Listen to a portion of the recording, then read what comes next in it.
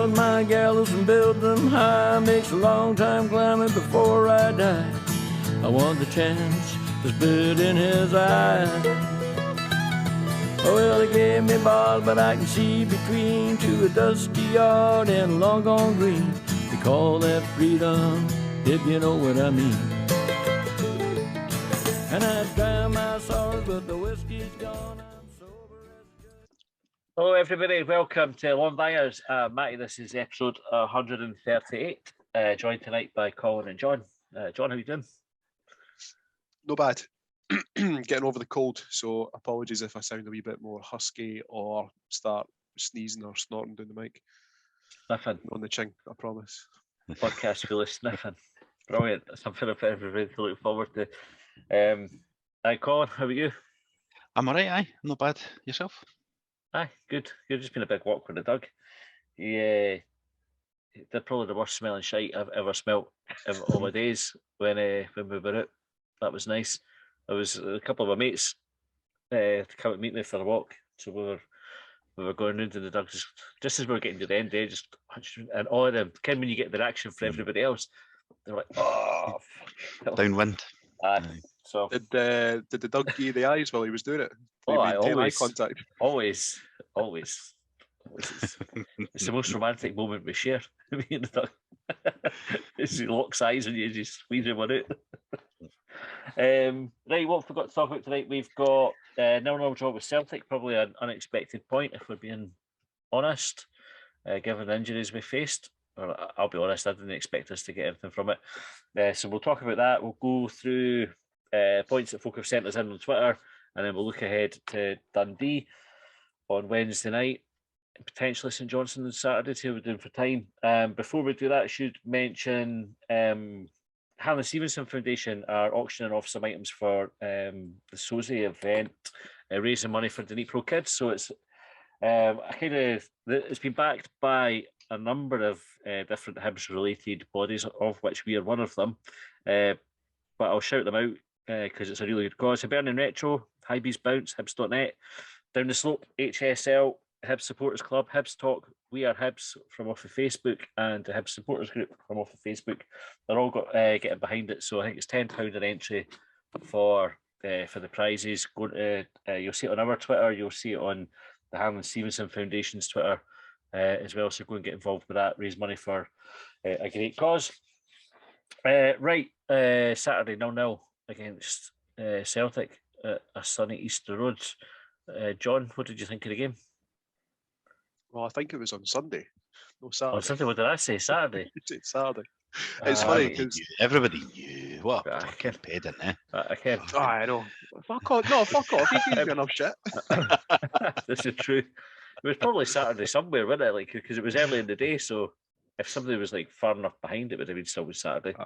No, it's funny though because I'd sat down at Easter Road. My mate who gave me a run in, he mentioned something about the lack of people that were walking up St Clair as we were walking up towards the ground, and it never registered with me at the time. And then we got to the ground and we're sat down in that and we're having a drink and a pie and having a blether, and the teams are warming up and they go in the tunnel, and I thought to myself, what time is it? Like, there was just something odd that I couldn't quite put my finger on, and it was a 12 o'clock kickoff rather than a 12:30 kickoff.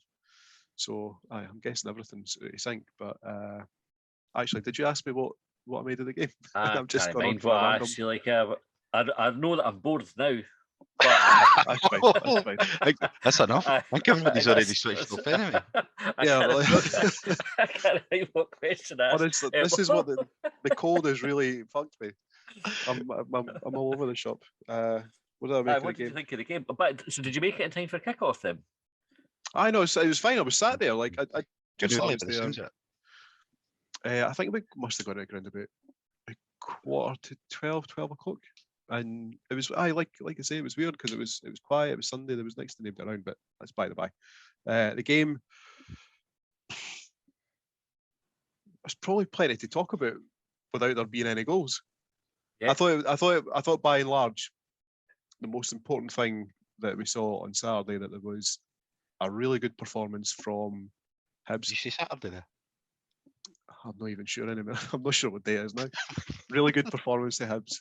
and there was a couple of standout performances from Hibs players that was really, really refreshing to see.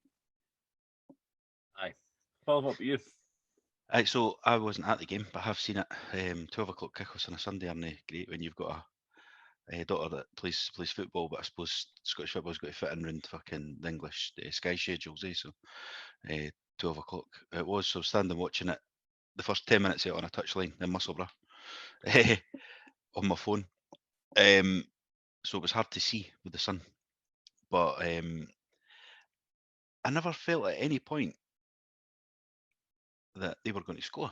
Like, and I know that, like, I've seen a bit of outrage for them about how we made it too hard for them and all that on Twitter and stuff, but I never felt like they were going to score. I wasn't sitting there going, "Oh, we're hanging on here." I was kind of waiting on the 5 minutes of pressure where you're.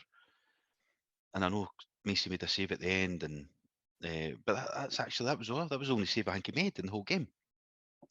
I never felt like we were under any amounts of massive pressure at any point. They worked hard, they defended well, all of that. It was a bit dull, but it was a good point. Taking it before the game, you know what I mean? Like, definitely. I mean, we had loads of players out, John. Like, if you'd looked at the injury list, you would have been forgiven for wondering how Maloney was going to put a team out. Were you surprised at his team selection? No, because I think the team was relatively, I don't know if static's the right word. I'm not even sure what language is anymore. No, I think it's largely been the same team that he's played the last few weeks. I think there was maybe like a couple of wee changes. Mueller didn't start, but well, actually, Mitchell's been missing. I actually think came that's the back only one, in, John. right? If you Right looked, when I looked at started. the bench, when I seen the bench, I thought there's only two boys we can really bring on here. Like Mueller and, or is it Mueller? I'm not sure. And can't remember. Deutsch. That was it. I thought, well, that's the only actual like subs we've got, really. The rest are young laddies and goalies. So It's a bit strange because despite the 11 players that weren't available for selection, either through, being able to play against, well, Yuri Henderson I'm talking about. I think he was the one that wasn't able to play, whereas the rest of them are all out injured. It actually wasn't a bad starting lineup.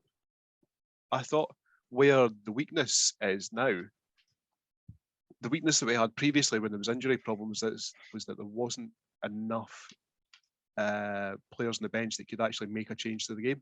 It was all very like for like. Whereas now you've got as strong a starting 11 as you can put out, and next to nobody on the bench that has got any real experience. The other one that came on there, Colin just remembered, was Scott Allen, but I think Scott Allen's.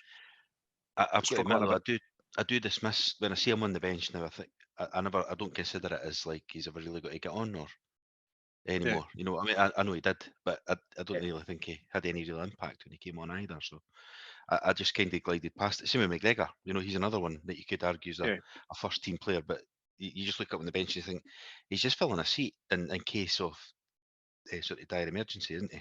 Well, neither of them have been first teamers really for like the last 2 seasons, really. So, no real surprises in the starting lineup. I'm surprised. So when Josh and I got down to the stairs, I was down dead early on Saturday. Josh had he's coaching at Loch End, so he had a game in the morning, and then we went and got breakfast at McDonald's, and then walked down to the stadium. And we weren't quite the first in the stadium, but we weren't kicking our off it. You know, when you're like that early, that the turnstiles are no longer opened. Well, you were on Saturday. You were there early, You turned up on Saturday. That's I turned up the early. Had to sneak in. There's nobody even there. Slept there, took my sleeping bag. But we saw the team, and the comment that Josh made, and I didn't disagree with him, was that if you looked at our midfield, Campbell, Wright, and Doyle Hayes, that's no top six midfield. Really, kind of, if you're looking at that on its own, he was really worried that we were going to get overrun. And I just have to say, I shared that. Given how we've seen how Celtic can play, so it's to the players' eternal credit that we didn't get over. Actually, I thought they competed. The midfield competed very well all the way through the game. I thought Campbell was outstanding, probably his best game. I've seen him have for Hibs. He was brilliant. Colin, what did you make of the lineup, and would you have done anything different? I would have. I think I was surprised when I saw Wright was in. I thought he's maybe noising everybody up for the booing, because Mueller's on the bench. So I thought he would have maybe played, but I guess he had a job for him, didn't he? He put him in a job to mark somebody. I can't remember who it was, but he was marking somebody. He was following somebody about basically all day, wasn't he, to keep them quiet.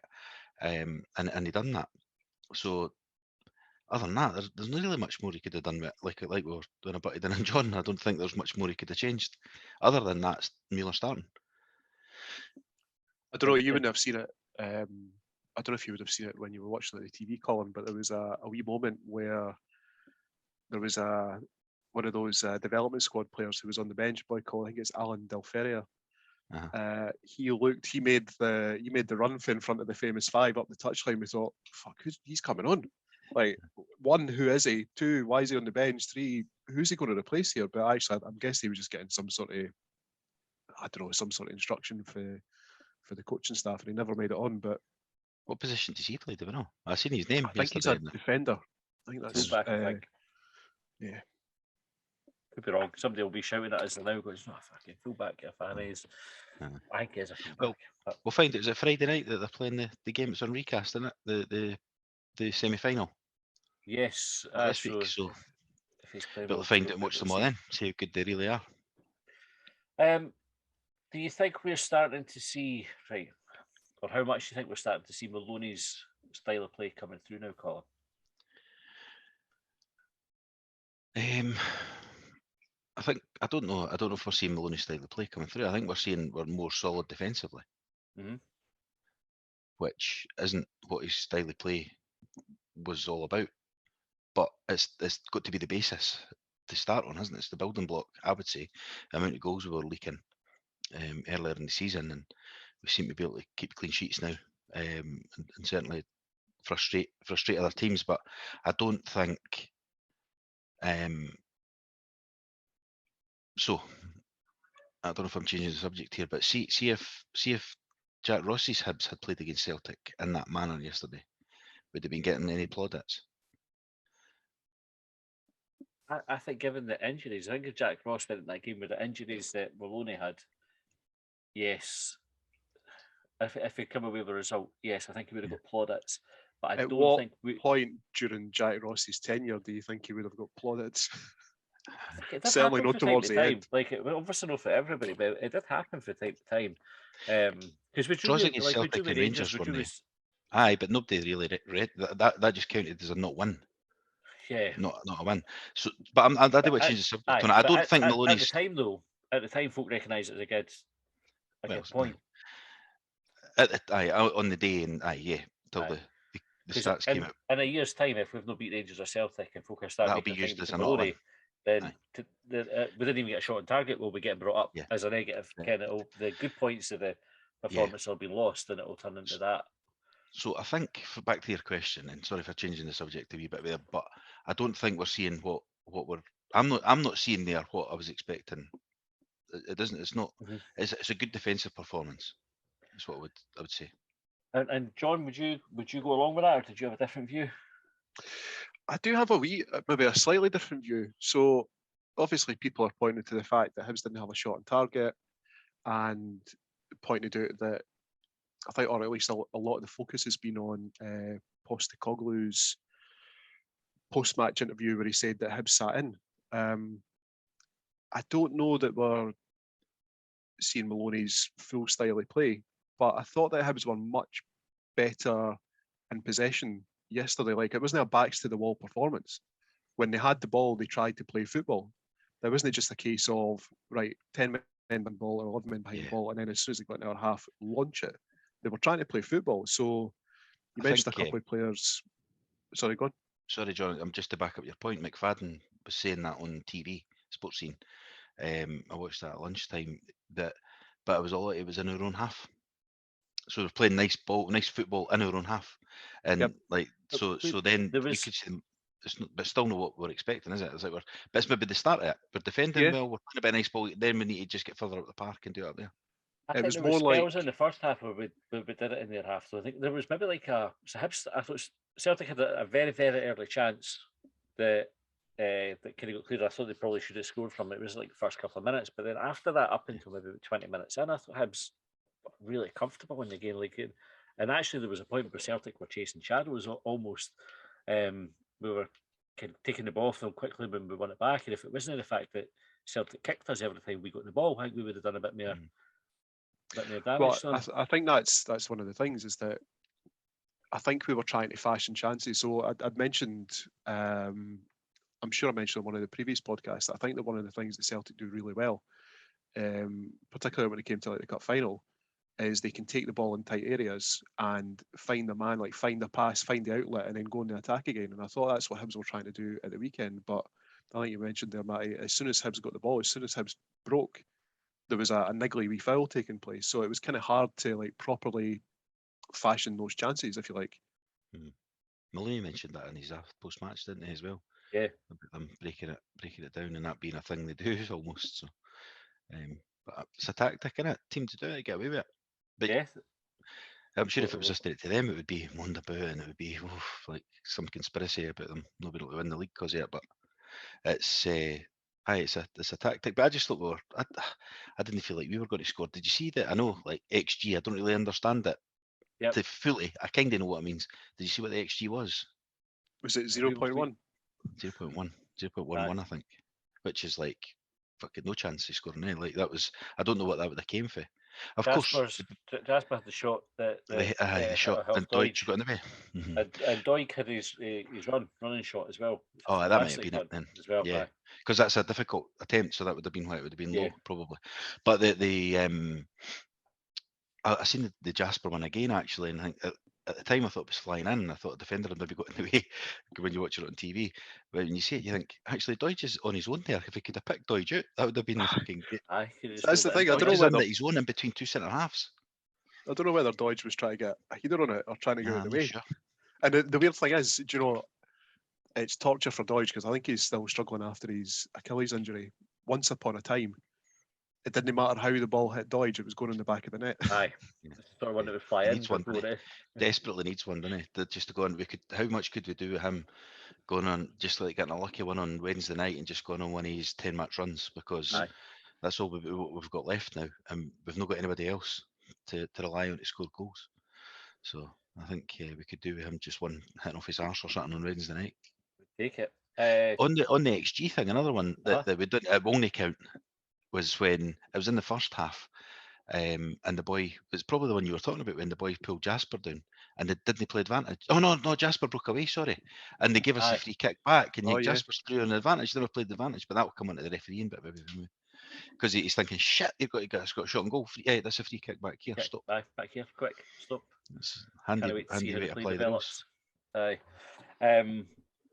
One of the things that struck me, John, is probably comparable to the Derby performance was the sort of bodies on the line, commitment, getting stuck in that maybe we didn't see so much when go back to Jack Ross's time, Colin, as you mentioned, that maybe wasn't a characteristic of the team so much. But that's two big games in inverted commas, that Maloney's had where he's managed to get that performance out of the team. What do you think about that says about Maloney as a coach? It's an interesting question. Thanks. Because I think it kind of suggests that. So I hope this doesn't come over as patronising, but Maloney's not. You wouldn't necessarily say that he was going to be a commanding presence in the dressing room, someone that commands respect. But I think it just goes to show that you didn't have to be massive or someone to be feared to generate that performance at your players. That's very old school thinking, like, because if he doesn't command respect based on what he's done in his career, then there's something wrong with the boys in the dressing room because like he's had a career they can only dream of. Most of the players in Hibs dressing room. Yeah. So it doesn't matter. He's only fucking 5'10" or 8 or 9 or whatever he is. Doesn't matter. But I know what you're saying. But that's because that's a lot of people's opinion, isn't it? Get a big But boy if- in that'll shout all the time. Yeah, and I completely agree with you. But when you think back to, say, John Collins, for example, one of the criticisms that folk, or the players had to him at the time, like, and there was a number of them went out and complained about it, was that the training was too boring. Yeah. Well, so what? Yes, That's what I'm asking you to do. Like, But I remember I that had was my a career. Yeah. Yeah. The John Collins one was funny though because he said, "Well, stop being fucking boring when you start doing it right. We'll start adding more difficulty on when you can do the basics." And they didn't like that. Like, it's like seems a fair Felt point. like yeah, Marching down the I do pitch, think it's interesting with Malone because I go back to pre his appointment and when his name was kind of mooted, and we laughed about it a wee bit and sort of saying, "But fucking hear him in sports scene," and even in his interviews, like I think he generally talks sense, Joe, when he's being interviewed. But again, he uses his face like super proud, like I'm super proud, and it's that kind of very modern way of talking or foreign way of talking. Like he's worked in the for sure type answers. And I think I had a question about: can you imagine in a derby or going into a big game, try to lift the dressing room if that's what your character's like? So he's obviously got that in his toolkit to be able to go and motivate players. And like you say, Colin, it's maybe an old fashioned way of looking at it. It's a bit kind of tub thumping and kind of shouting at everybody to get them up for it. There's loads of different ways to skin a cat. So he's obviously got it. I think that I suppose the trick is how does he take that into getting that level of performance on Wednesday night against Dundee, for example? Yeah.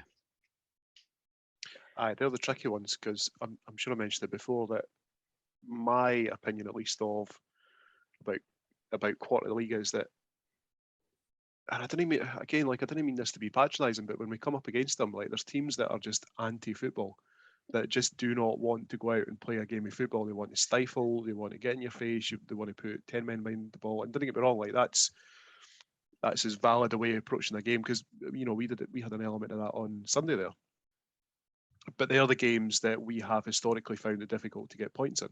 And they're the ones that I want to know how Maloney's going to approach them to get the points out of those games. And the difficulty is going to be that between now and the end of the season with the injuries that we've got, it might be hard to actually get that out of the team. Like, it's going to be a grind at times between now and the end of the season. We might not see the performances we're looking for, like breaking down the opposition until next season. And I know that's not what people want to hear, but I think that's just the reality of the situation. We are fucked. The squad is fucked with injuries. We've only 5 games left. I'm sure somebody put the fixtures up on Until we Hibs.net as split. well. And we've still got East, we've got Aberdeen, Dundee United, Hearts, we do. St Johnstone, and Dundee. Yeah.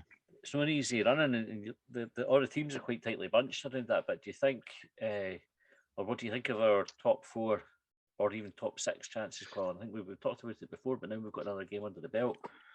I think we need to win the next 2. Mm-hmm. And then we know we're in the mix. Because I think if we can win, that would be 10 points out of 12 if we were to win those 2.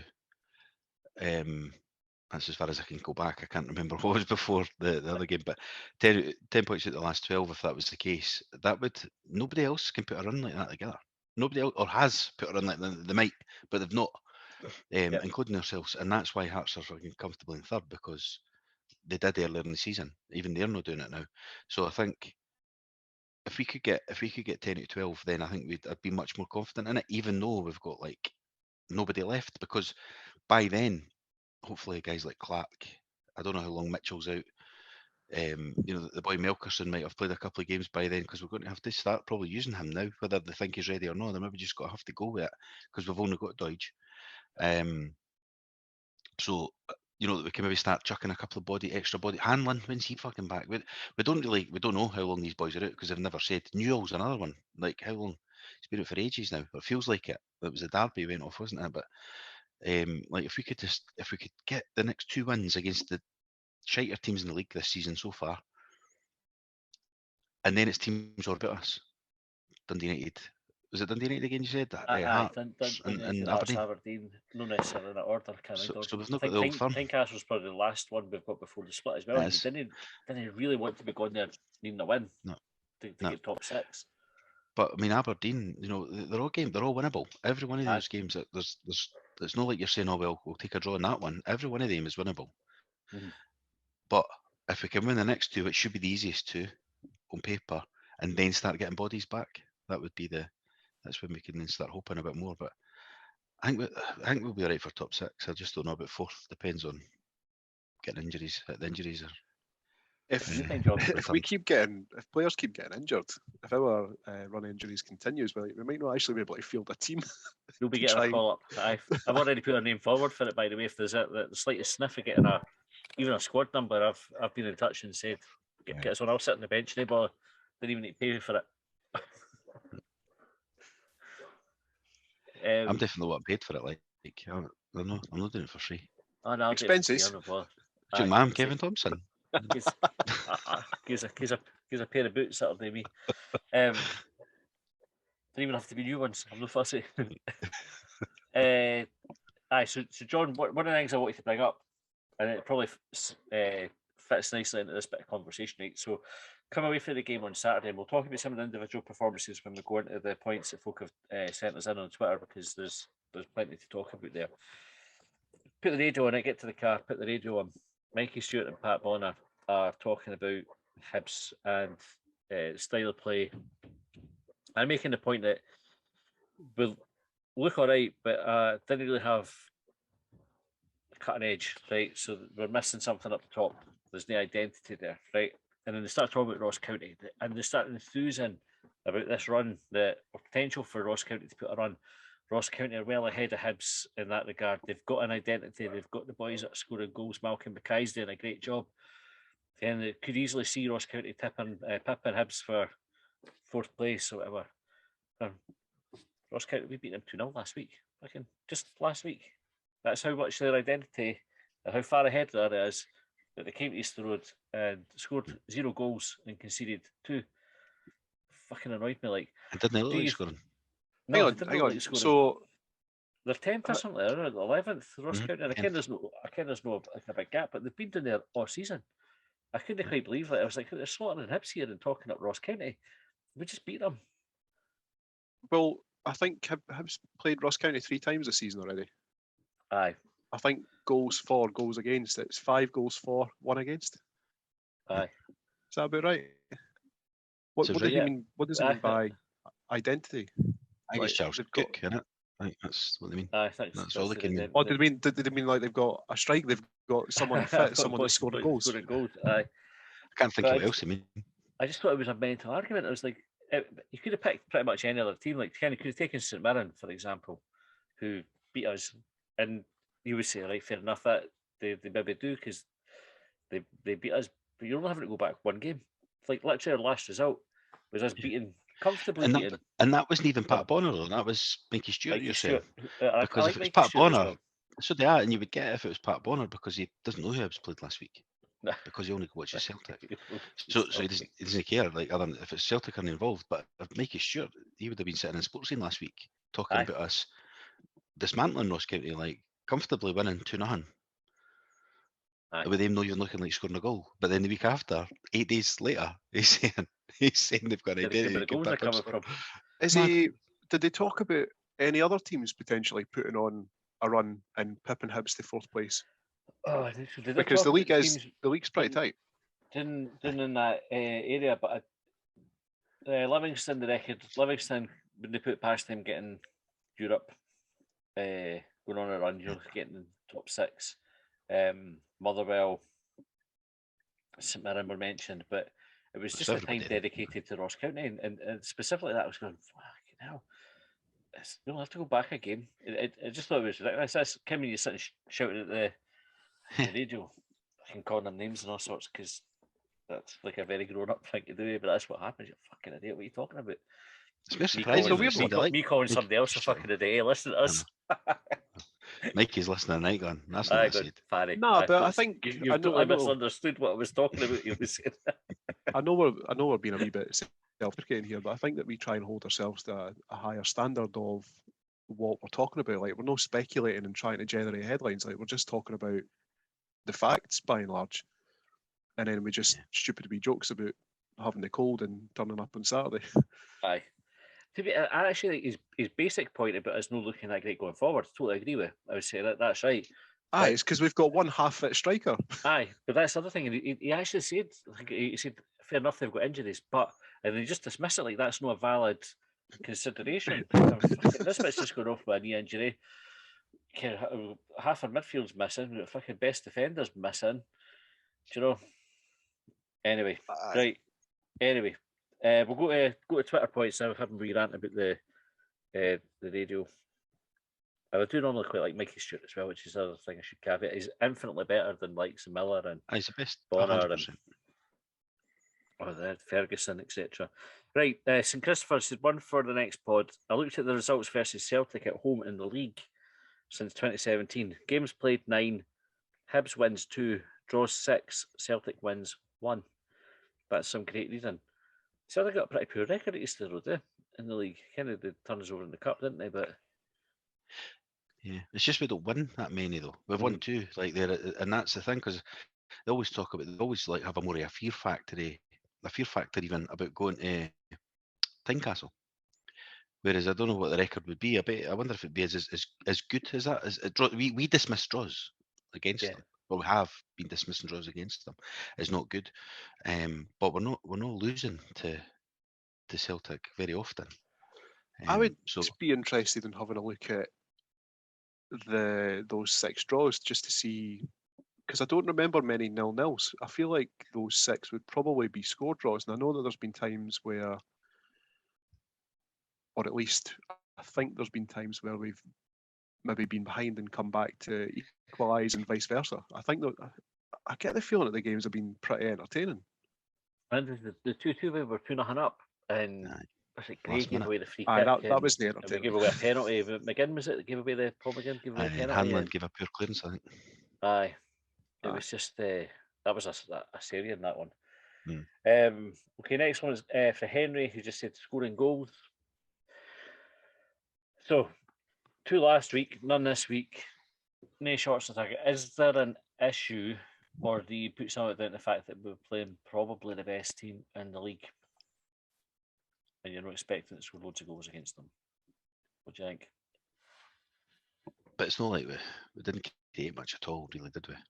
No. So I think we would still be expecting. I would be expecting a couple of shots on goal. Like there was 2. There was 2. So, but like there was nothing. Never felt like we were really threatening at all. No. We didn't force too hard to shake any of the dandruff out his hair. No, for example.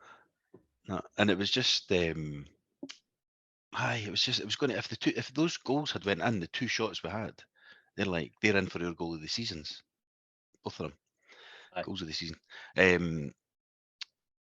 That's so it wasn't like there was no real scrambles in the box. There was nothing really for a corner. You know what I mean? It was like it was going to take something out of the ordinary to actually get a goal.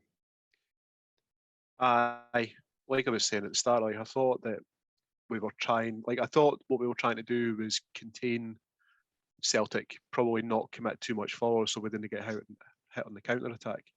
One of the things that was maybe as disappointing as not being able to score or not being able to have a proper crack at goal was when we had those late corners at the end. The deliveries were pretty poor. There wasn't really anything came of them. Aye, so that would be my biggest criticism, I think, because they're the sort of, like, I wouldn't be looking at corners and saying, right, that's where we should definitely be scoring from. Like, I kind of feel that they're a wee bit pot luck at times, but you're looking for a better delivery there in those sort of situations. Dave Armstrong said the emergence of Sylvester Jasper. So, have we got a player on our hands there, Paul? He looks good. He looks good. He's quick. He's got a nice turn on that on him. Yeah, he looks apart. Is it the end of the year we can we've got first dibs on him? Is that how it works? I End of the think we season? just need to activate the clause. I think we can do it anytime. I think that's what Ben knows everything was saying on the Down the Slope interview last week. As much as the deals have been structured that Hibs can buy them at the end of the loan period, they can buy them at any point during that period as well. Right. Yeah. So we can't wait to the. I'd still wait. I'd still like. We've been caught out too many. He's here. He's trying to impress. Let's see what happens when on a cold Wednesday night in Dundee. You're talking about the Ryan McGovern clause here, aren't you? Aye. Yeah. Oh, I thought you were talking about the Canberra clause. Oi them. There's loads of examples. Like Say that one that's as the well. thing. Like, oh look, he's had 2 or 3 good games. Sign him. You know what I mean? No, well, let's just fucking hang fire. Did we do it But with he Victor has Palsson surprised. as well? Did we sign him? Or And did Tim, he had a good game once as well, mind. Aye. St Mirren had a really good game against St Mirren once. Who was It's that? like, Which fuck. player, sorry? Victor Victor Palsson. Palsson, famous for having a piss in Oh, a aye. plant pot at the dome or something. That's about it. He was famous for having brackets on loan from Liverpool, close Aye. bracket, after his name, and that's what fucking made him in everybody's eyes, wasn't it? That was when for a period he just signed any old shit for Nottingham Forest or whatever on I loan. think he still plays, but I think he had like a international career and everything. Like I think it was. Did he play for? Was it Iceland? He played for. Aye, it was Iceland. Aye, Yeah. I suppose. No, Not they setting were a good high for a bar while. there, are we? Well, Better they're than higher us, in Scotland. probably. Okay, 150k in Hanlon Hill said the height of Scott Allen's hair, was it too high? Wouldn't be the aerodynamics there. Struggling. You're slowing him down. Is hair mousse a thing again? Hair mousse. I thought that was. I Do you thought still that'd been get done hair away with mousse? like late 80s, early 90s. Maybe that's what It's he's pretty done. much entirely responsible for the holes in the nose only, isn't it? It's hair mousse. Maybe Scott Allen's just realised that the planet's never ever going to cool down, so he's went fuck it, and just and bought a bunch of L'Oreal. Vidal soon. Just dolloping it in. There we go. The thing I liked about Scott Allen on Sunday, right, is he's known and loved as a silky footballer and everything. But did he not just take the opportunity to boot Callum McGregor a fucker at one point? He just seemed getting away from him. He was like, fuck, take the yellow card and just cleaned him out. Like, we're both talking about the referee in a wee bit, and he got the yellow card for it. You couldn't argue that it was a yellow card, but fucking quality. I thought I made the joke to my mate that I thought that Scott Allen had maybe been brought on to basically try and win fouls for the last 15 minutes, and then in the final minute, like you say, Callum McGregor's got away from him. Scott Allen's no catching him, so he just swung a leg at him. Aye, that's cynical as you like, but did the trick.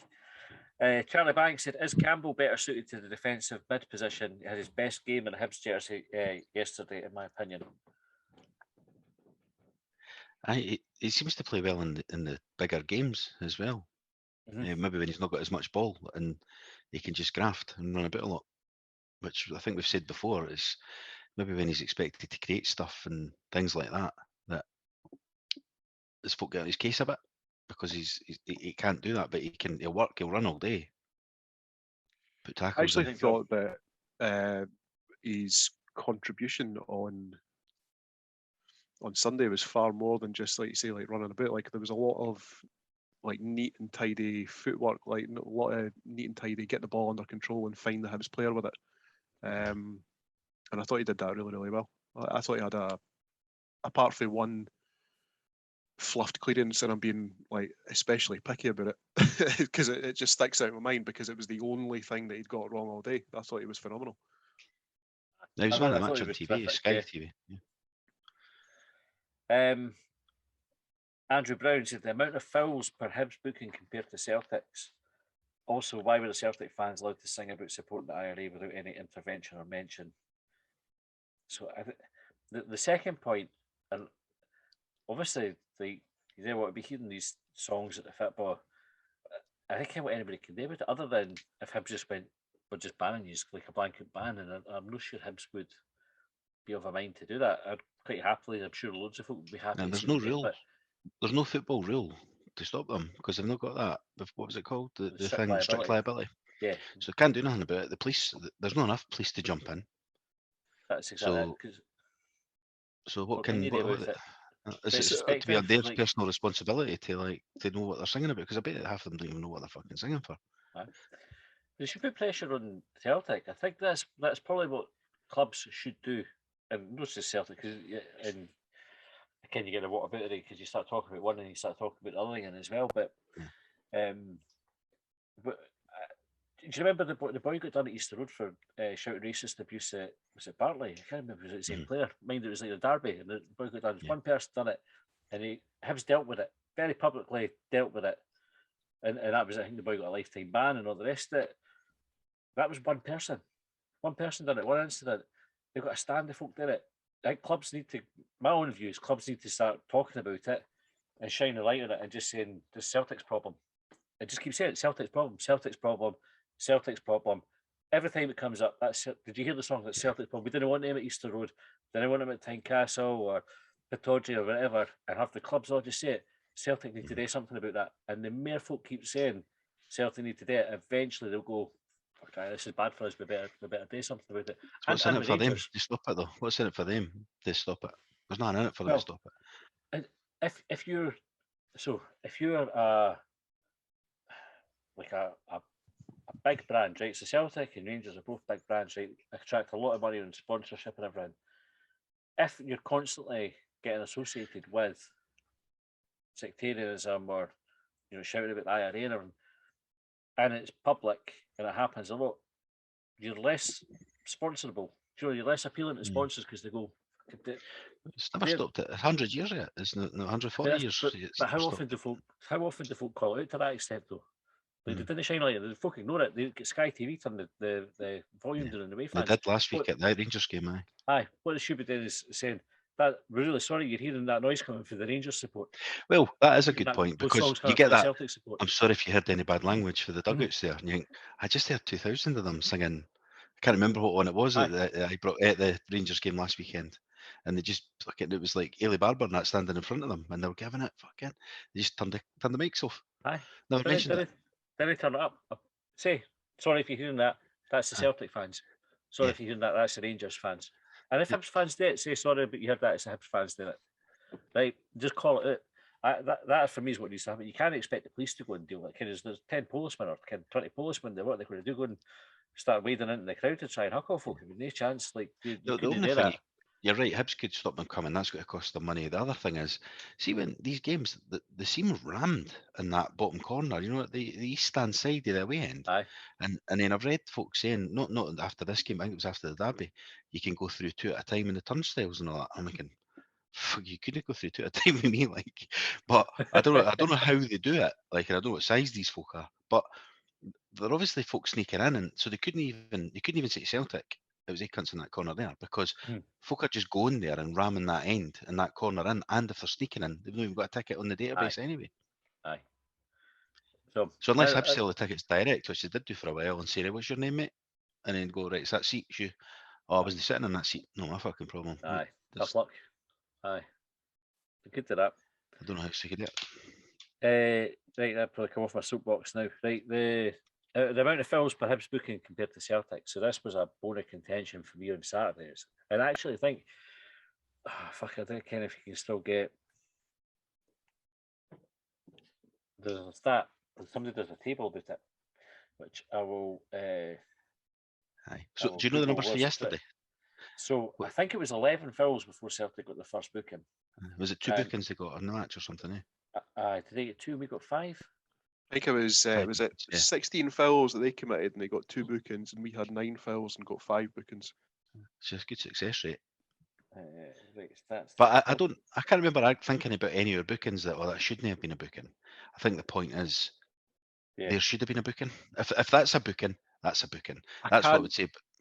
I can't remember all of ours, but the one that we mentioned there, Scott Allen, I think is fair. That was a booking. Just one as well. I think was fair. Yeah, it was the one that really time wasting. Oh, I can. Aye. So the one that really got me was the foul on Jasper Vickers when he's. So it's not like it was his first foul. It was at least his third, and Jasper's got away from him, and because Vickers isn't going to catch him, he's just hauled him down by the shoulders. And the referee, in his infinite wisdom, has went, "Aye, that's fine." I'll call for the foul, but there's no booking there. And that just didn't make one iota of sense to me. So, I think that you found this stuff. well, something paying Bovril, it goes back to December. Right, so probably not the most current, but Celtic are 11.5 fouls per booking. Right, they get the most fouls before they get a card. Rangers are next at 6.9. Hibs third worst, 5.1 fouls. So that's half, in fact, less than half the fouls that we get to get a yellow card than Celtic get. Now, I totally agree with you that our bookings on Saturday, all of them, there wasn't a yellow card that wasn't merited as a yellow card. What you want now is consistency. So if you're going to book us for the yellow card offences, you're going to do the same for the Celtic players. And a good example, Cadden, right at almost at full time, gets a yellow card for time wasting because he's not taking the ball off whoever the Celtic player was, right? So let it roll, yellow card, can't really grumble with that. Is that jet lag? I was curious because I couldn't quite see it because the sun was in my eyes for where I was sitting, but I thought I couldn't work out exactly what the Celtic player was doing with the ball. But is Cadden under any obligation to take the ball off of him? No, he's no. The Celtic player, I think, was just holding it out like this as if to give it to him. That's my recollection of it. But somebody else mentioned that the Celtic player was trying to claim for the throw. Ken, in which case that would be a harsh booking on Cadden. But you assume Cadden's time wasting, takes the yellow card, he didn't really kind of argue too much about it, you go, fair enough. And you go, that's fine, let it roll, the referees applied the rules as they're supposed to be applied. But a few minutes earlier, he'd given a free kick against Celtic. The Celtic player had shouted in his face and kicked the ball away. Now, that's a yellow card by the letter of the law. So why has he not got a booking? Jasper getting pulled back, a shirt pull is called out, I think, as one of the things. It's a bookable offence. If we're in a good attacking position, he's away down the wing if that is allowed to develop. And they booking. The rotational fouls, 11 fouls before they got a yellow card. It's fucking nonsense. Was it Clancy's refereeing performance that was called into question by Rangers? Was that the one that they went to have the meeting with the SFA about? Oh, was it? Aye. So do you think it's had any impact? Maybe it's not wanting Celtic to call it in case he gets dropped from their games, even though he didn't It's just embarrassing though. But the pressure the refs are under though. I mean, we obviously disagree with their decisions, and we get told we're wrong, like, you know, when we think we've been wronged. But the pressure the referees get put under by those two support bases, it must be fucking unbearable. Like, why would you want to be a referee and then all you know is like you're just looking over your shoulder all the time in the street, on social media or whatever? They're trying to find something out about you that they can use against you to like blackmail you or coerce you into something, because that's all it is. They're a fucking nightmare. It's like, and they're as bad as each other. They only care about each other. I mean, there's even wee videos kicking about the day that Rangers just shouting, with Celtic as well, just shouting for penalties because the ball hits somebody's hand, and you think that's not a fucking rule. But they just shout for every decision, like all the time, and go, referee fucking hates us. Referee doesn't get us anything. Oh, he's a fucking Mason. Oh, he's a Tim. You know what I mean? That's all the shite they come out with, and you think, fucking, we get shite refs every week. Like, you just get the decisions. Like, you just get more decisions than others. You maybe not get as many as Rangers or Celtic this week or whatever side you're on, but you get more than everybody else. They also get the best refs. I think John Hughes got mental about it, saying, "Why do we get the referee that's still learning? Because we're Falkirk." Correct. Who was it? Falkirk at the time. He says, "Why? It was Why are Dallas they on the getting?" Pack at the time. Aye. Why is he getting to learn his trade? Why is he not learning against Rangers? And still, Dallas is still shite though.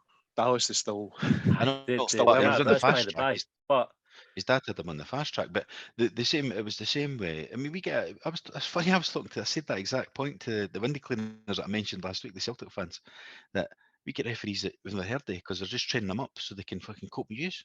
That's what, you know. It's like, just going. They'll get a shite game, like you say, like Falkirk against somebody, and then they might get a top end championship game, and then they'll get, I don't know, St Mirren against Motherwell, and then they'll get a Hibs or a Hearts or an Aberdeen game, and only then can they maybe get a Rangers against St Mirren or something like that. It's an easy one to get a penalty because nobody really bothers. You know what I mean? It's fucking incredible the way that we do it. And to that point that somebody else made, every referee in score, 90% of referees in Scotland are West Coast based. Like, Aye.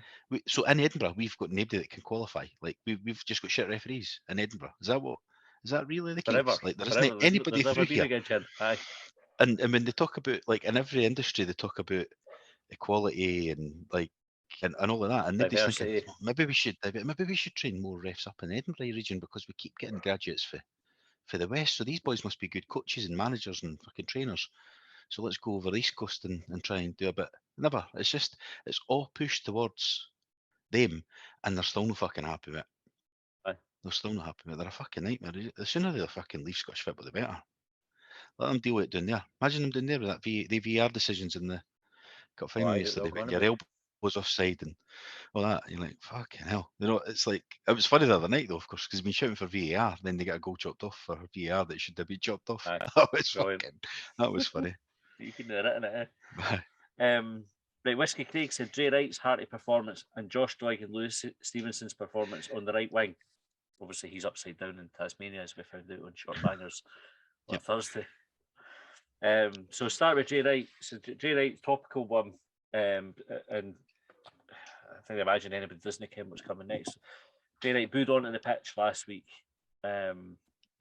caused a lot of conversation down the slope. Spoke to Ben Knows Everything, and he called it out. Said, it's not really acceptable. Did he boo players onto the pitch? And he's right. Lots of conversation on the forums. Certainly, like I've been arguing the toss with folk on the Hibs.net because it's no constructive thing to do. So nobody goes and gets better, get booed on. There's like we were talking about it before we came on. I spent my working life in getting trained how to coach and motivate people, and I will tell you right fucking now, there's never been a trainer or a professional or an expert in motivating people that's come in and said to me what to do. Is fucking shout at somebody as much as you can, boo them, tear a strip off them. That'll be what works. Not a Bring single. bring them down to the lowest level, and you Aye. can build them back up. Like, No, never should just like blanket criticism is the way to go, right? So I don't profess to be an expert myself, but I would say confidently that because some folk were saying, well, it worked. He was better this week, and you're going, he's not gone from booing last week to playing well yesterday with nothing in between. Like that, everything that's happened in between that game and this one will be his manager sitting there doing right. And if I was his manager, I'd be going, here's everything you did well. This is what you're really good at. Everything you did good in training, you'd be building them up and building them up. So that's fucking brilliant, Jay. Great touch. ignore the cunts. Ignore them. I'm the one that you need to listen to, right? That's brilliant. What you're doing there, that's exactly what I'm looking for. That's it. Brilliant. Great. Go on. You're a really important player for me. Sunday, no on Saturday, Jay. Did I do anything good on Saturday? Save it for Sunday. On Sunday, I need you to do this job. And we've been training for it, and you're going to be fucking brilliant for it. I totally trust you to do it. And then when the player goes out, you can. That's the bit that's motivated him. No, the fucking daft bastard's going boo when he comes onto the pitch. Yeah. Last weekend, do you know that's not where they've gone. Oh, I'm glad I did that now. Fucking mental. It's nothing to do with you. If you booed him on last week, his good performance yesterday was fuck all to do with you. So box again. That's correct. Because otherwise they would have booed him on this week as well to keep it going. You were saying why do we not boo everybody then? Even boo the good ones, boo the ones we like, because then they'll be better next week. Cheer the Celtic team, and then that may demotivate them as well. If we give them some praise, why do we boo the opposition? Mind we used to do that. Mind we used to boo the opposition, and it never worked. No, that's why it never worked. Aye, that's why it stopped there. Couldn't they put the opposition off? They were just getting a big lift for it. But Jay Wright, anyway, let's spend him a minute because I think he deserves, given the flack that he's got. And again, I'll get off my soapbox and apologies for the rant, everybody. It's just my opinion. My opinion's not important. I'm an idiot as much as anybody else, right? But he probably deserves a bit of a call out. John, Jay Wright, talk to me about his performance on Sunday.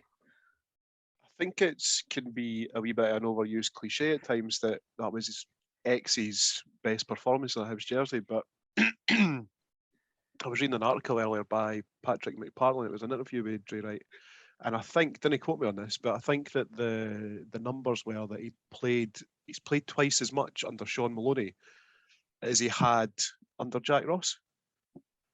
Right. So I don't think it's too outrageous to say that was actually Jay Wright's best performance in a Hibs jersey. Like, I thought he was brilliant. And I think when you take into account the fact that he's not been playing regularly, so he's not got like the 90 minutes under his belt. He's no match fit, match sharp or whatever. But I thought the performance that he put on Sunday there was excellent. He was putting their left hand side under pressure whenever they got the ball. So he was doing, as far as I could see, exactly what Maloney wanted him to do. He was supporting in the attack. He was doing what I'd mentioned about Josh Campbell before. He was getting the ball in tight. He was moving the ball, moving Hibs play. I thought he was excellent. And I think it's probably to his greater credit after the time that he's had at Hibs so far, with the amount of stuff that he would have seen, heard, read, that he was still able to do it. Like that. That's a professional at work. You know, I love that answer, John. Right, and what I loved the most about it is when you said there was an interview with him in the Evening News. Right, all I'm thinking is when he says, "I use the boo to motivate me." And I quit. Podcast over. Loved it. Loved it. Boo me every week.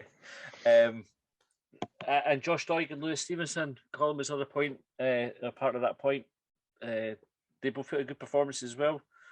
Yeah, Stevenson puts in a good performance 9 times out of 10, doesn't he? Or 9 times out of 100. So never really expect anything less for a good performance for him. Doig seems to be getting a bit of confidence back again.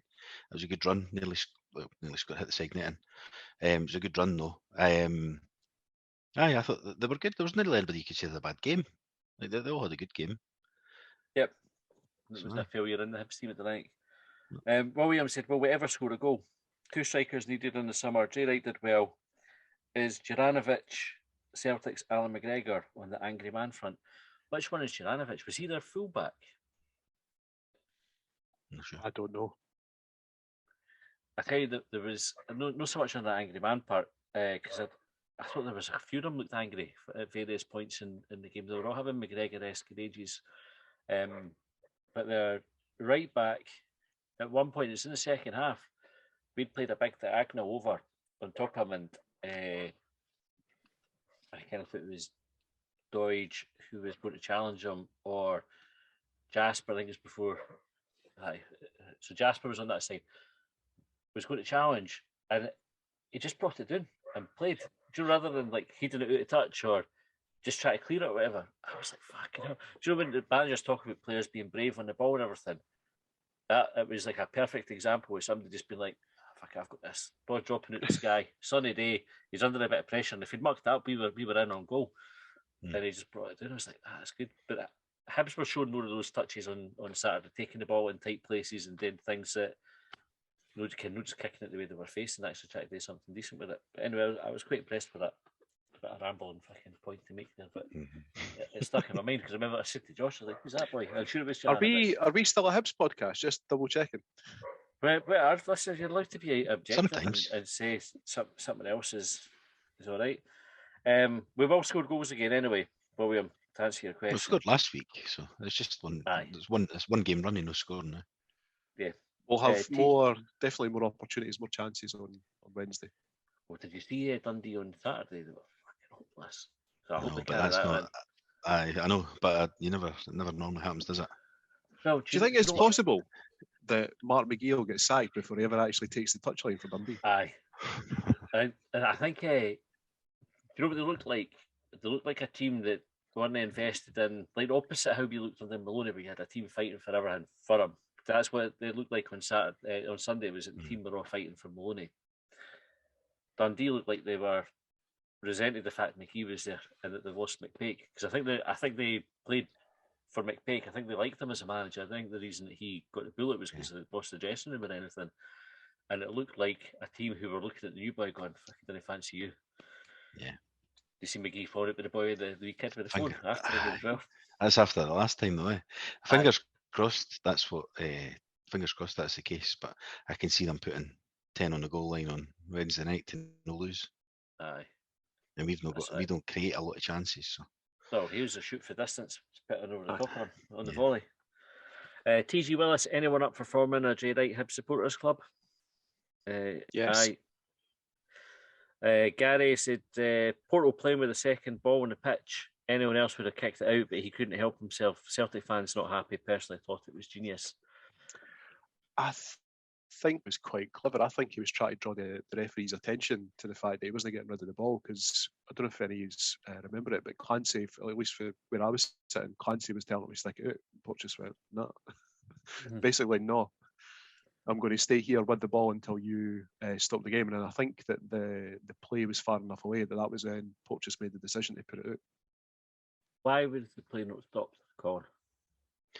Because it's against Celtic. Was Celtic in attacking position? Possibly at that point. I don't remember the first time. The second time I was watching on TV, obviously, and I could see a shadow on the pitch, and I was like, "That's a ball. Was that a ball or a balloon?" And I think Doig kicked it off that time. I didn't see the Porteous one where, but Celtic were attacking, so he's not going to stop the play at that point, because, like we were saying, the rule was if there's two balls on the pitch, the referee has to stop it, start it with a drop ball. I think that's what happened at Ibrox when they were delaying us taking the corners when we were pushing. Was that the playoff? Was that in the playoff in the championship? No, it was. I'm sure it was the game where McGregor got sent off for kicking McNulty, and had a sub goalie in. Was it McCrory or something about in goals? Right. And right. we had a corner, and the referee stopped the fucking play as soon as the ball was there. Like, couldn't they wait to fucking stop the play? And it was a bounce ball or something, and that was it. Our attack was gone. But it was so that was the rule. ball. But I think it's only the rule. It just it's different rules apply. It's like when the referee in an Old Firm game, and it's like, well, you can't send them off in an Old Firm game, and you, well, that means that we're playing them next week. He would have been suspended. So how's that fair to us? But it's different rules apply to Rangers and Celtic, as much as they'll complain about the rules. Aye. So. Aye, I was gone mad about that. Like, I'm like moaning about referees and inconsistency, but that was another blatant example where you're going, well, fucking, if it's good enough to stop us from scoring a goal, you can fucking stop Celtic. Darlisa said, stop the passing in the box from goal kicks. Got closed down every time Macy ends up kicking the ball out of play. Are you a fan of passing out for the back, John? No. I'm not a fan of it because it's quite predictable, isn't it? And I think even when you try and use like the two defenders as a decoy and you lump the ball, you think, well, why are the defenders there? Like, I just don't quite understand. And I don't know how it works, because you basically require the opposition to not close you down to try and play it for the back, or to be better than the opposition to be able to play it for the back. That's what you're trying to draw them in so that you can beat the press, isn't it? That's the point. But we're not good enough to do it. We've not got the defenders that are. That's not their game. Even Porteous, who gets plaudits for it, they're not good enough at football to do it. Or they need the midfield to help them out more, or something, because they don't, and then they end up just getting it back to the goalie. And usually the goalie's under more pressure at that point to get rid of it because of the fucking about it. What I would say is, though, that we haven't persevered with it every single time. Like, there does seem to be a bit of variation there. So I think some credit needs to go to Hibs and Maloney for changing that up. Yeah, and the best moment of a team playing it for the back was when Celtic did it and we won a corner, because we put Joe Hart under pressure, and it was one of those ones, right? So see if we managed to score for that one. Kind of sometimes you see, you get a picture, the freeze frame where everybody is, and you'd have Joe Hart like looking like he'd just taken a fucking corner. You know, like how did this situation happen? Why are you standing there? It's mental, that one. But it is a bit of frustration. I think maybe he's persistent with it because that's how he wants us to play. And maybe when it's Hanlon and Clark and Porteous that are at the back and Joe Newell's in midfield, then you've got a bit more football there. It might actually be able to work because Newell will come deep and Clark will be able to roll it into him and all that kind of stuff. But now I don't think. I think the players are up to it. Ponto Hibs said, when the fans back the players, they respond positively. Yeah, I thought there was a good connection. Maloney mentioned that. I think he uses that kind of connection between the fans and the players. I thought that was there on Sunday. I think there's still scope for us to get behind the team a bit better, Ken. we definitely lost an element of being dead vocal. I don't know if it's because the singing section's not there anymore. And I was always, if I'm honest, I liked what they did, but I was always quite cynical about how big an impact. I always thought, like, well, let's get folk in the East Stand sing anyway. So even if you never had the singing section, those folk would still sing. But it's definitely a quieter place without the singing section. Aye. No, I completely agree. And I ken there's the blocks. Was it block 7? Is that what they're called? Who are kind of giving it a go, but I mean they're pretty quiet themselves, do you know? And if it's not happening, it's. I don't know. To come for the fans, if I'm honest. I don't know what the answer is, because I think one of the criticisms before about the singing section was that it's not just the responsibility of the singing section to try and create some noise. But there doesn't seem to be that many folk that are willing to actually make a noise or sing a song. Like, I don't know if it requires some organisation. I don't know if it's more sort of organic that it's going to be created. So I think section. A spark on the pitch. Spark on the pitch. Like a bit of good play or a wee pagger. I mean, the wee pagger was just to get the crowd. Actually, Jay Wright did it. Jay Wright hounded the three Celtic players at one point to take the ball out for a throw in, and that was all it was. Or when the ball went out with Joe Hart, those are the moments to kind of give the crowd. It's mental, like fucking winning a corner or winning a throw in, or if I know he's winning a throw in, but just stopping a Celtic attacking. But it's those sort of things that when you see the commitment for the players that fans will get behind, it's that sort of two-way street, isn't it? Like the fans back the players, but the players need to give you something back as well. Okay, Stuart said, our skillful use of every time wasting trick in the book makes a change from it happening to us. Now, was it time wasting, or Maloney said that the players were out on their feet and were struggling by the end of it, because players who wouldn't have normally got the 90 minutes because they had nothing else on the bench, you had to just keep them going. So who all went down? Rocky, I think, went down. Jasper went down. Cramp. Yeah. Porteous sure was down at some point. He goes down once a game anyway, but don't he, Porteous? Aye. I don't know. I didn't think it was that bad with time wasting. Like, nah, the only real one that I can think of, like time wasting, was that weird situation with Cadden when he wouldn't take the ball off the boy. But other than that, like, players go down all the time, and I know that we're not a fan of the dark arts as we've described it, but like you say, like the squad's absolutely burst with injuries. The players were all out on their feet, so maybe you've got to be a wee bit street smart and try and just run down the clock. Aye, see, we've done it enough times. I had no problem with doing it. Celtic done it in the cup final, though, running into the corner flag with early 80 minutes in the cup final. So I mean, thinking, fucking hell, they must think they're on the ropes. So they were dropping like flies as well in that game, if I remember. Hibs Alan said, how good was Porteous? How good could Jasper be? Did having someone on the outside of Rocky help him? He looked fantastic. And was that Campbell's best game with the Hibs shirt? Great performance, and can we clone Stevenson? So quite a lot going on with that tweet. We've talked about Jasper. Porteous was good. We were happy with Porteous' performance. Yeah. Rocky. So Rocky had Cadden. There's a bit of debate on this one as well. I think further up in the points about whether we played 4 at the back or 3.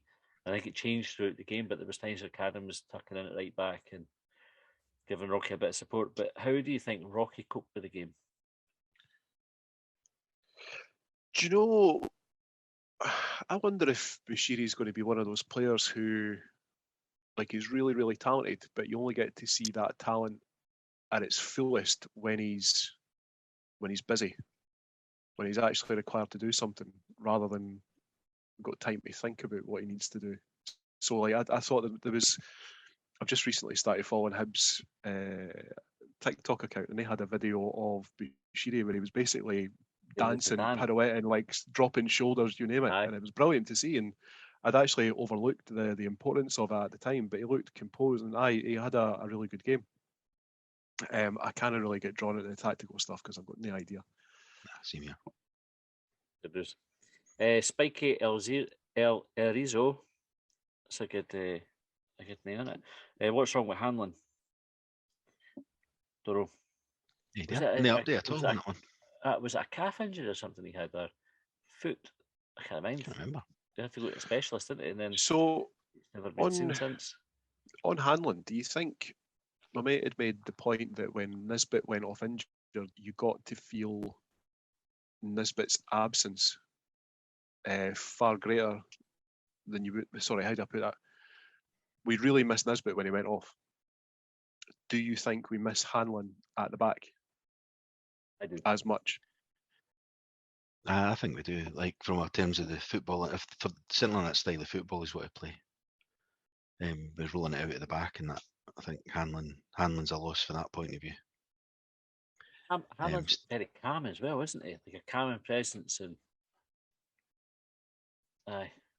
I wasn't wanting to take the conversation off on a tangent. I just wondered because we saw Nisbet go off and Hanlon's been missing for a number of weeks, and I think Hanlon's absence is felt in terms of the disruption at the back line, because it's quite hard to get anything stable going on there. Given that we don't know what's wrong with him, I think it's only fair that we speculate and come up with our, put our creative minds to what is the ailment that's stopping Paul Hanlon playing. John? I think he's maybe got an infected big toe after standing on a particularly jaggy bit of Lego. I thought we were going to say gout. Maybe he's got. Did you hear Shortbangers at the weekend, John? He's got one ball, one massive ball, and one tiny ball, because he can decide if he wants to impregnate or not, and he can just turn it off and on like that. And that big ball's getting in the way. Aye. That's funny. I'll say chlamydia. Just out of curiosity, how do you turn the balls on and off? Like, do you get a squeeze? You just get to choose. It's all mental. Mental. I'm A just wee this mental one, switch.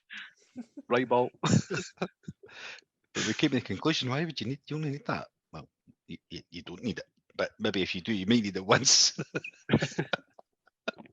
Then you say, "Fuck that."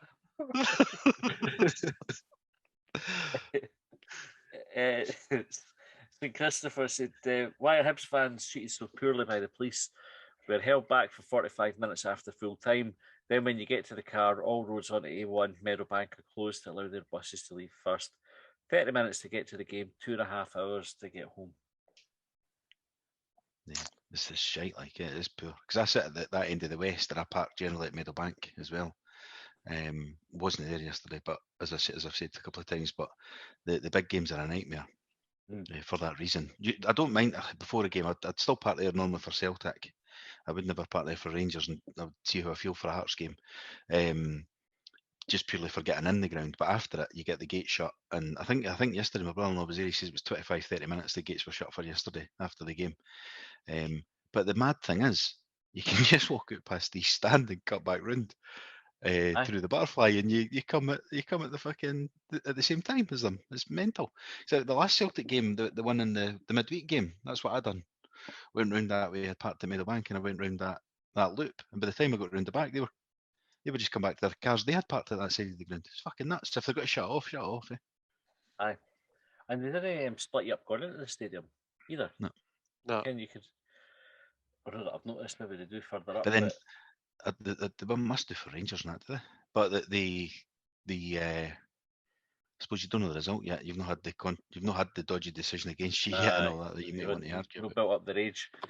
Yeah, it's a nightmare. I can't think of any grounds that we go to where we get out first and they go, can Rangers fans use wait there? We're going to get the Hibs fans onto the motorway. No, because it's Hibs fans that get kept in there. Aye, that's what I was going to say. Like, see, I can almost understand it if there was a concern about violence or whatever. That if when we go through to the west, we are far, far outnumbered. You know, there's like 50,000 supporters, and we've got 800 if we're lucky, if they've decided to give us that many tickets. But that's not true when they come through the east. So why are we still held back? I actually, I don't know what happens at Tynecastle, right? But I think our ground's a bit more unique in that it's got 4 clear sort of ways out. Like you go out the east, you can go that way. You come out the famous 5, you go down St Clair. You know, and the away end can be taken and cleared like straight out with nobody hanging about or like creating a Aye. pathway or anything. So they just say, you're not going there, you're not going there, and that means we can just take them straight out over the bridge. Get rid of them. So it must be to do with that, but it's a pain in the fucking arse, especially for where I normally, for my routine, you got it's a nightmare trying to get Patron block inside. Get there dead early to watch. That's a the only way football to do game, it. you're all Get right, down the aye. day before. Aye. About 24 hours. Day before. That was the best parking place I got when we done the live show. I parked the car on the Friday night and I came down. I got the bus down to the game on the Saturday and I got put a parking space I got that day. Right, we're running out of time and we've still got quite a few to get through, so we might have to kind of just kind of acknowledge some of these points and not necessarily discuss them at length. Reindeer Hot Dog said Macy not having much to do, but then basically ensuring the draw by stepping up with that save, plus coming out from more crosses. Maybe lack attacking threat, but we seem more compact at the back and in central midfield with every game. Macy had a couple of really important stops. I thought, well, that one in particular, but also the one where the boy was through and he kind of went down at his feet. Yeah. Was it Maida? Is that the boy that? I don't know. Aye, he clipped it away. Aye. Mm-hmm. The save, it was a double save, but obviously he was offside the second one. Nobody knew that when you hit it. There was two great saves there. Yeah. The funny one on it's funny though, because the pundits definitely talk about read the message boards and that, because the BBC commentator in the highlights, there was one when he came out and he sort of closed the angle and the boy tried to lob it and hit the side netting because he closed the angle on him. And they go, oh, Macy's in no man's land there. So if Craig Gordon done that, that's like wonderful goalkeeping that he's closed the angle and the boy only had the side netting to hit. But that was what the BBC commentator said, and I thought, fucking hell, man, this boy struggles to get credit, like. Aye, because it was a good bit of goalkeeping, because he's had to go over him to try and beat him, and it's BBC commentator, I'm not sure who it was, but no man's land they called it. I remember hearing it as well, because I think I used the words "fuck off" when they said it. So they'd be criticising him if he was to stay on his line there and just let the boy. 100%. FM Edinburgh is Cadden Scotland's best right back? Yes or no, guys? Yes. Colin? Well, the bloody Patterson's ahead of me. In Scottish League, yes. Aye. Disco Stew said no shots on target again. Yep, can't spoke about that. Goldie, Jay Wright, first solid performance in 2 years. New maestro, Boo Boys made him better in a week. Well done, Boo Boys. Nope. Thumbs up to the Boo Boys. Nice try, Ro. Nice try. Guinness 2022, has Chris Muller not earned the starting slot yet? So that was probably, and we never really talked about it, but probably the most controversial thing about Wright starting was Muller not starting, because I think if you'd do a straw poll of the support, the vast majority would say it doesn't even matter if he's out of position, play Muller ahead of Wright. Is Muller knocking on the door of the first team, Colin? I mean, I mentioned earlier that was the one thing at the start of the team that I thought, how's he not in ahead of Wright? But hopefully Wednesday night he gets on or he starts and he maybe does a bit of magic or scores a goal, because I think we need to see a bit more for him. Like, he's not playing a lot of minutes, but hopefully we see a bit more for him. I know he's settling in and all that shit. Like, that'll come if you're moving the other side of the world and stuff, but he needs to start seeing some of the sort of potential we've heard about. I'm going to give credit to Leon on this one, because he pointed out when I bumped into him after the game on Sunday. I think the thing we need to remember about Muller is that he's already played a full season of football before coming to Hibs, and I think I've not got any real evidence to back this up, but I think that's probably going to be something that Maloney's kind of managing, like getting him through games between now and the end of the season. But I kind of agree, like when you're in the position we are, we need to get our fit players on the pitch and hopefully scoring goals. I've said, and I'll stand by it since we signed him, because I watched a few of the American games. I think he's going to be a very important player for us. Maybe not this season, maybe next season when we see it, but I think he will be a starting player 9 times out of 10. There's a lot of good stuff that he's done so far. Like, really happy. But again, it might be that thing where it like you start to see the fullness of that potential next season.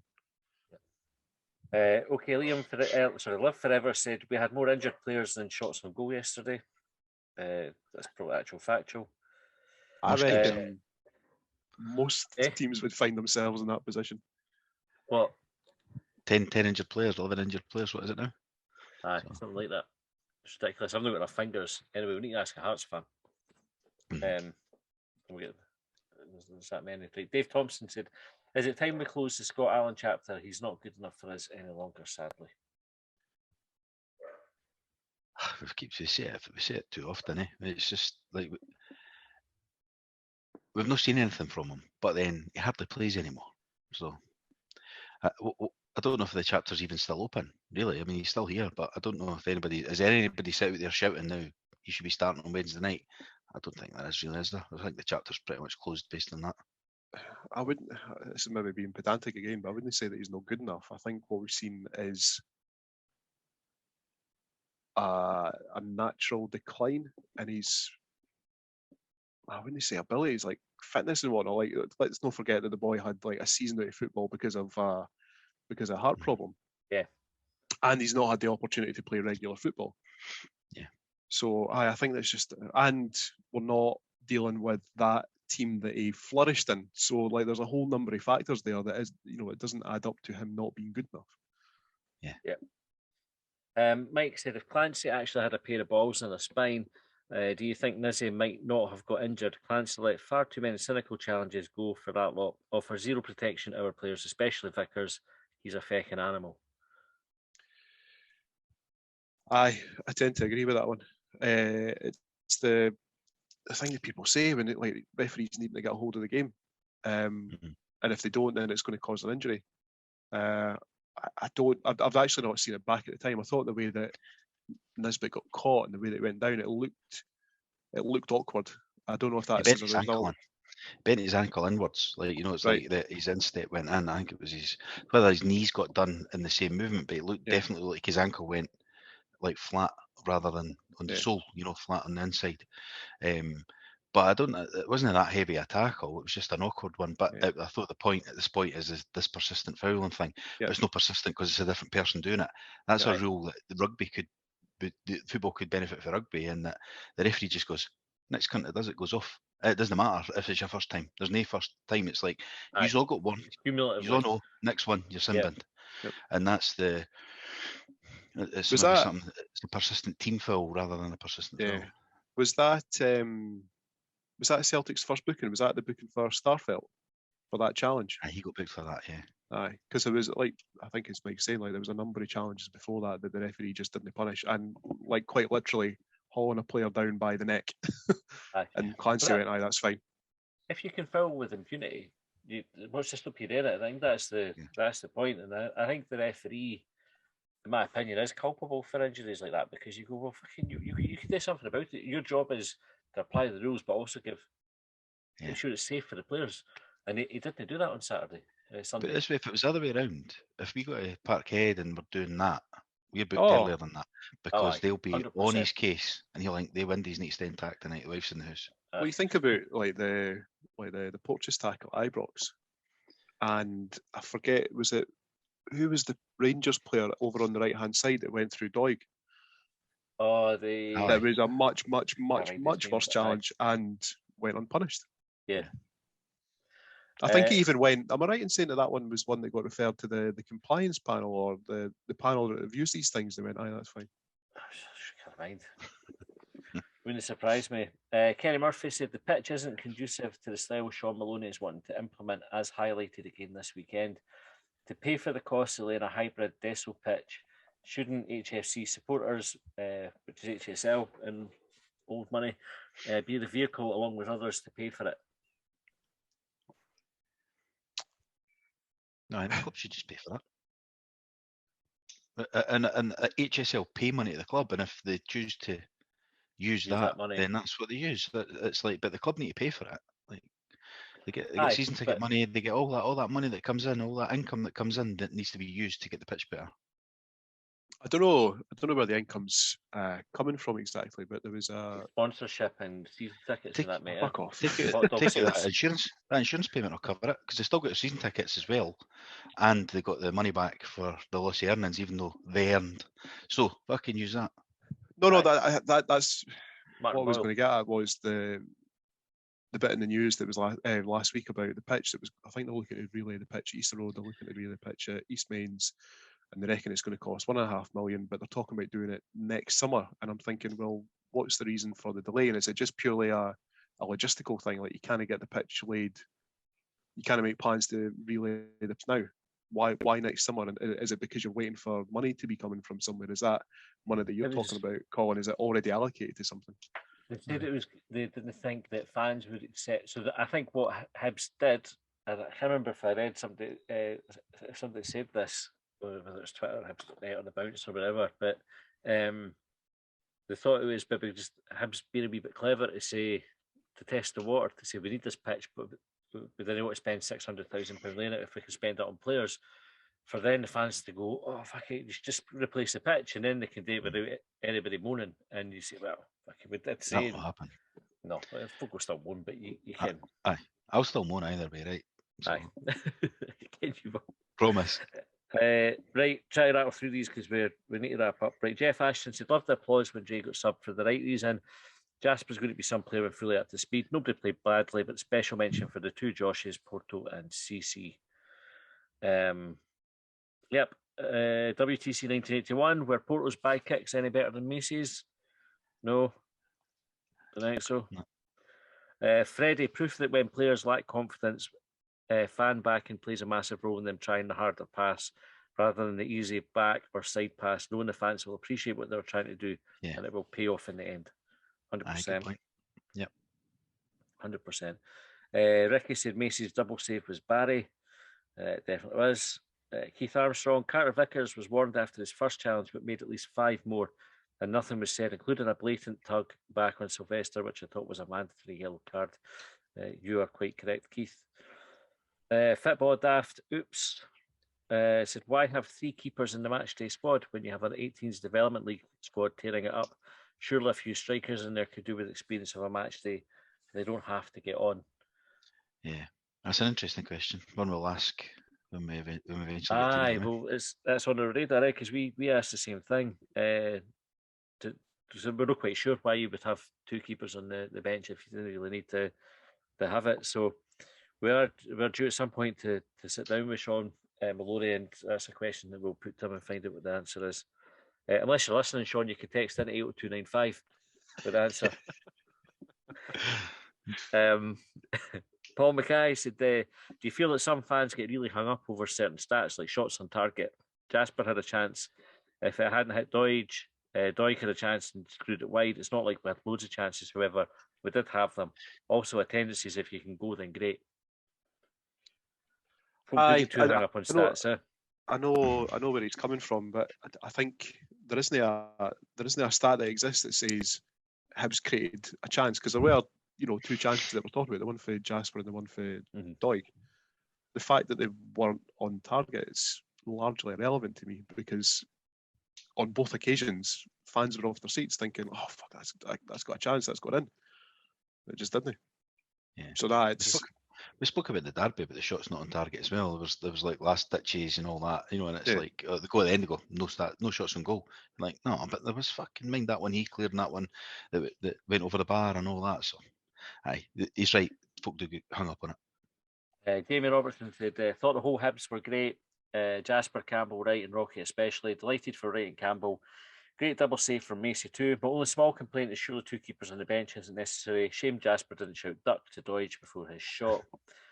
Ray said, we've got the best names in Scottish football. Rocky Bashiri is excellent, but Sylvester Jasper is even better. That's all. They're good names, to be fair. Callum, how much do we miss Boyle right now? So many 1v1s have we had against defender or goalie that he'd have won. We lose. Anyone in the squad to match, even his speed. We do miss him, but he's a special player. Pace, aye. Jimmy off a quick bang says, lack of firepower now that Nisbet is injured. Doig well off the pace. Is it Mueller or Melkerson or possibly Laidlaw or a corner up top? It's definitely a concern going forward. We really need to win the next 2 games against the bottom 2. Your thoughts, La? I think that's meant to be lads, but just finish it. Run your characters. Is he turned scouse? La. Aye, we kind of covered that already. We're struggling up top. And we do need to win the next two He's crucial missed games. Deutsch, like other though, didn't he? He never even mentioned Deutsch. Oh, I Did think he did mention Deutsch. I think I just Did said he? that Sorry, quick. We doesn't just matter. skip past it. No. And last one, Dave Graham, are the clubs just going to constantly ignore sectarian singing? Oh, and the ref performance was diabolical. At least 6 yellow card offences ignored. Yeah, I think we've covered Oh, all we've that not as well, covered Dave. it. Have we covered that? We Forget- did forget mention we it. mentioned That's why we're fucking running late. I can't. Right, that's because I get up on my soapbox. I'm a big old fucking rant. Like I can't anything I'm talking about. Right, very quickly then, Dundee on Wednesday night. We'll no bother previewing St Johnstone on Saturday. Full house, so they sold out with the Yeah. £5 tickets, which is brilliant. Look forward to that. Wednesday night, John, how's the game going to go? Hibs are going to win 2-0. Confident. Scorers? Christian Doidge and Dre Wright. Nice one, Colin. 1-0. Hibs. Deutsch. I'll go for a 3-0. I think we're going to hit the goals, and then I think we're going to go a spell where they just keep coming, and we'll forget about all this. When we never had I can just see shots on target. after they've got a doing, like I said though, they got a doing the other night of Livingston. They're going to be backs against the wall, no letting. You can imagine Aye. the team talk now, eh? Desire, fight, didn't he Aye. fucking you know what I mean? All that shit. So Mark McGee shouting at folk in the dressing Aye. room because he can't Yeah. shout at them for the side of the pitch. Aye. Well, it's to that. We'll be fine. Right, so I'll go for 3-0 Hibs. Right, we might have a quick bang after the game on Wednesday night then, if we're lucky. We'll be back with short bangers on on Thursday, so get your questions in for that. Until then, we'll see you next time. County line I pledged upon.